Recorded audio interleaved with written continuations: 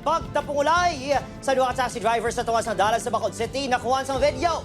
Paghalok sa isa ka driver sa kangay nga driver, ginapahayag, ginhalinan sang gamo. Yaring balita exclusive.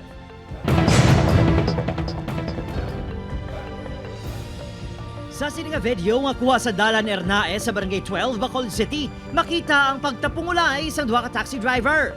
Ang isa ka driver may bit-bit pa nga tubo nga ginahanaman lampo sa isa ka driver.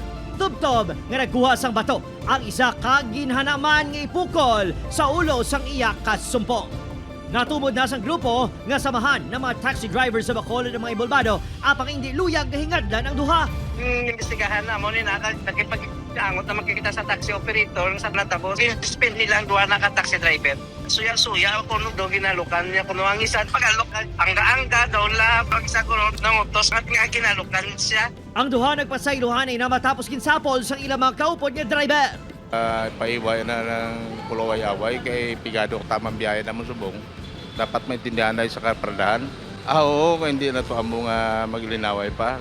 Si Apa kag si Pungaman to. Medyo makauluya alam lang ginimo nila. Kalma lang ka muna, ano bang hindi magpa ano sa taas ang dugo mo. May paandam naman ng BCPO sa mga driver. The mere fact nga ara sila sa karsada cause sila sang commotion is ano na siya ng disturbance sa public order naton. Nagpamaliban ng taxi operators ang duha ka driver nga maghatag pa sang pahayag sa natabo. Upod, Kiril Gasilio, Adrian Bretos, 1 Western Visayas.